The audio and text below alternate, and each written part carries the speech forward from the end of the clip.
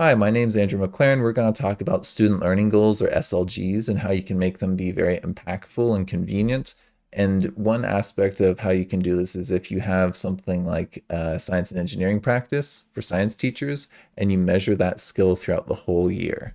So, general overview of this video, we'll talk about what SLGs are, go over some examples of ones that I've done before and justification behind them, and then actually how to make this the most helpful or the most impactful.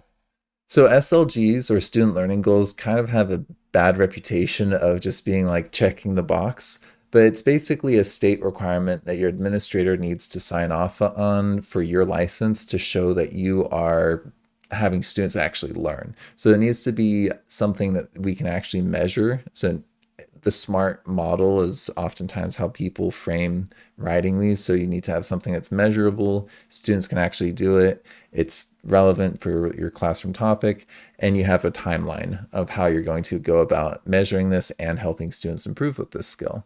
So you don't necessarily need to show growth, but you need to be able to measure that growth or lack of growth so that you can make decisions accordingly. And you need to have this data being recorded. Typically, what I choose is having like 3 students and that skill so I can show that student's score at that skill at like 3 points throughout the year. That's ideal. You at least need a beginning and end to show that improvement. You can do like a whole classroom data analysis where you're looking at like specifically how much growth the class made or specific groups of students made. But that's a lot of data analysis that you do not need to do.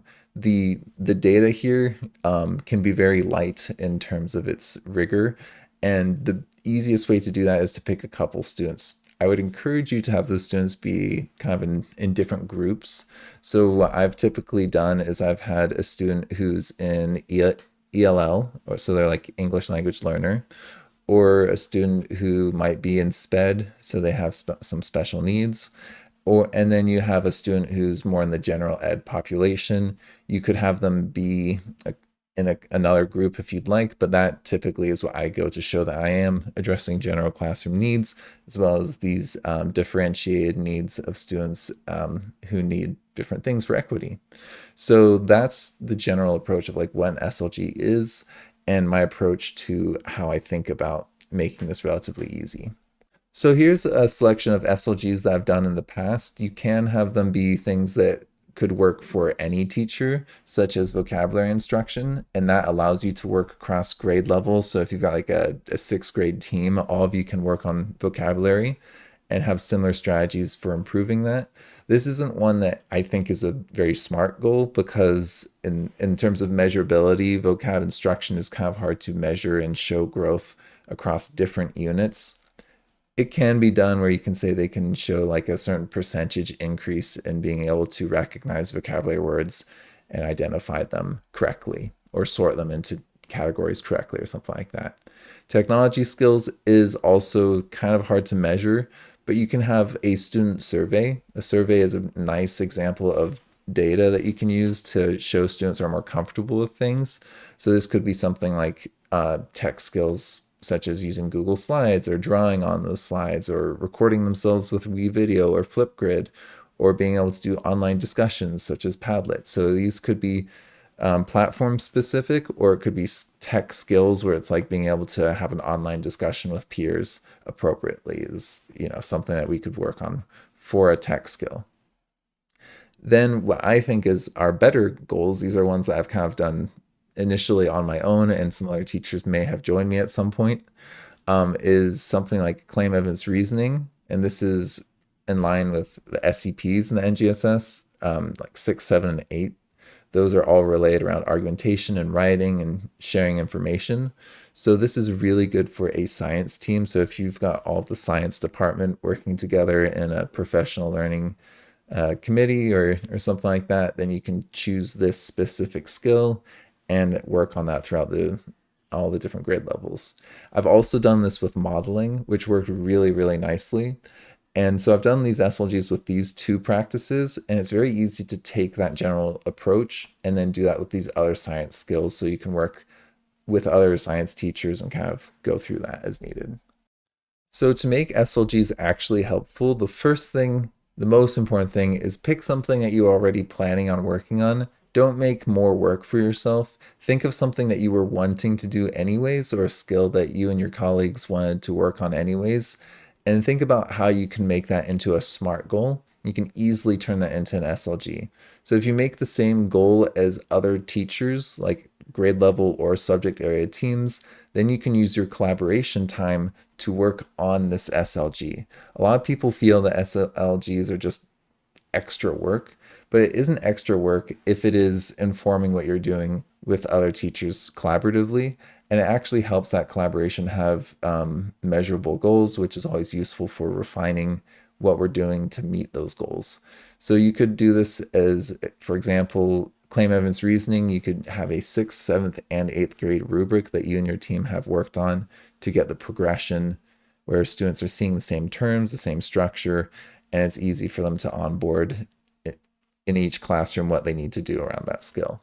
So that allows for students to have a bigger impact around this measured goal.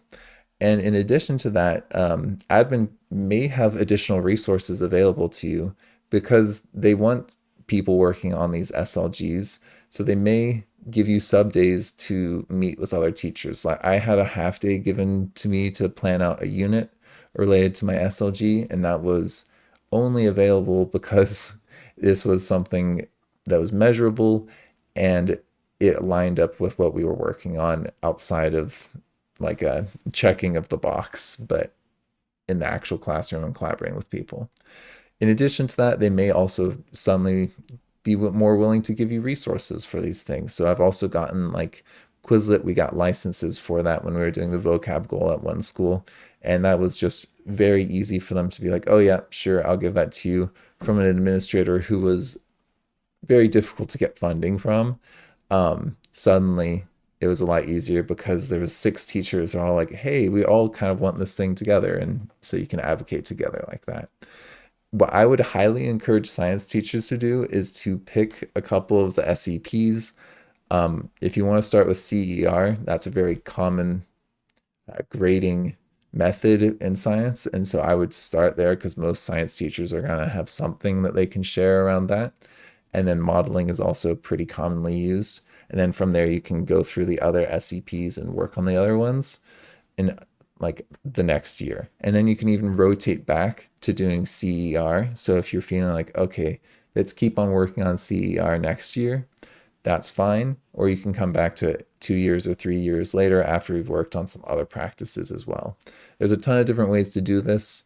But I think that having a SEP focused way gives you a specific skill that you already know what you want to do. And then other teachers are going to be familiar with that goal and have more chance of wanting to work on that with you. So if you're curious, you're like, okay, this seems interesting. How do I actually make this happen? How do I get started on making an assessment for like asking questions or a discussion? I actually have a video for each SEP, an assessment that would work with that, as well as like teachers pay teachers links in each one of those videos so that you could just get access to my version of those assessments for those skills. So you've got a nice little starting off point. You can use that as like a rough draft and then customize it as needed and use that on your goals. Thank you for McLearning with me. Before you go, please check out the following services that I offer with my business. So if you click the link in my videos, this goes to my website. I might be changing it from Podia because I'm no longer doing the interactive videos for sale. I might put those up for free. But most of my other services are linked here. So you can see that I've got like a Teachers Pay Teachers and a Wyzant. The Teachers Pay Teachers has a lot of my assessments that I have for like the NGSS, as well as lessons that I made when I was actually a teacher in the classroom. So I've got quite a few things like CERs and other things on there. If you want to get one-on-one live support from me, either like with science or like working on like teaching support lessons and that kind of stuff, you can sign up through Wyzant. I have a link to there where you can contact me there. And we can schedule hourly appointments. And I've got a few other things on here like a Facebook page and other social media.